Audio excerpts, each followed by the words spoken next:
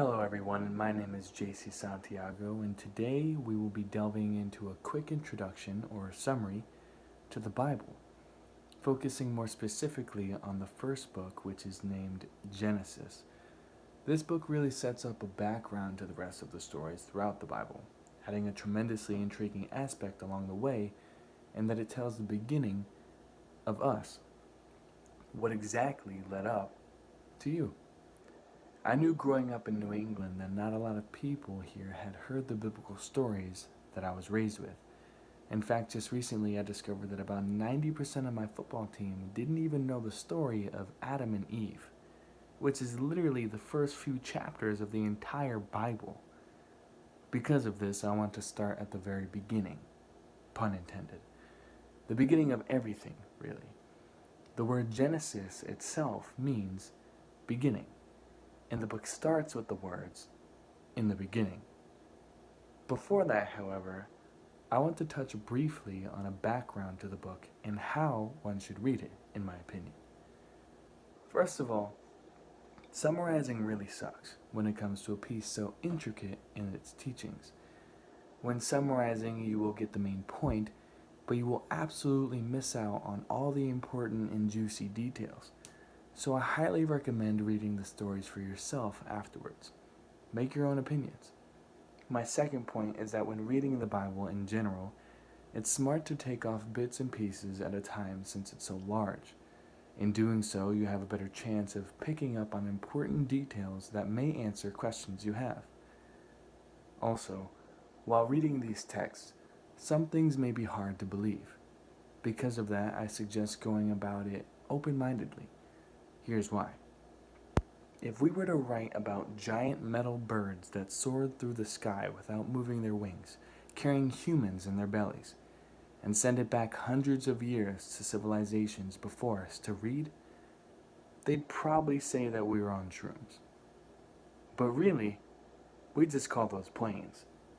So, just because you don't entirely understand how such things could be possible, doesn't mean they're not real. So again, read open-mindedly and try to find your own solutions. That's part of the journey, finding your own answers. Now, to set things straight, through a lot of personal study, yes, I believe that the Bible is the most scientifically accurate explanation of life. It is not, however, meant for science, nor will it answer every question. And although its events match up to our timelines, along with helping us map out history, it is not a complete history of all people at these times. Although, it is for all people, which it mentions many times throughout the book. Now, let's dive in. The creation of the universe as we know it speeds through in one chapter, then jumps into the birth of mankind. Our creation then ties into the main theme of the book, which is us humans and our relationship with our Creator.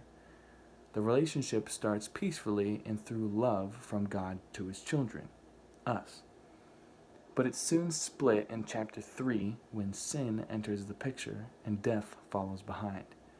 From there, we follow mankind in a downward spiral focusing on topics such as betrayal of family, jealousy, murder, separation from God, etc. Once mankind becomes separated from God, however, judgment swoops in and takes a major part of the stories to come. Enter Noah. The story is rough to imagine, but it allows us to capture more closely the heart of our Creator. This is one of the first major instances of us witnessing the God of mercy and justice. The God that is brokenhearted, but also the one who is dedicated to saving His creation. Despite this rocky start to the Bible, at this point we can mark a theme that is carried throughout many of the stories that are followed after it. It may even be the most impactful, and that is the fact that through all the sin and forgiveness in these stories, God is repeatedly working to recreate His relationship with man. By chapter 12, a covenant is created when God makes promises to a man named Abram, who later changes his name to Abraham.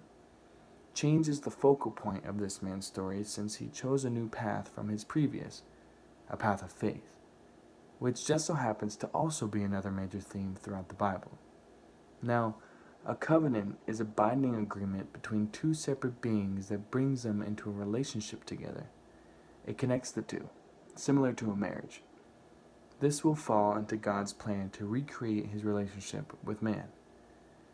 Time goes on and God continues to enter into covenants with a few chosen people.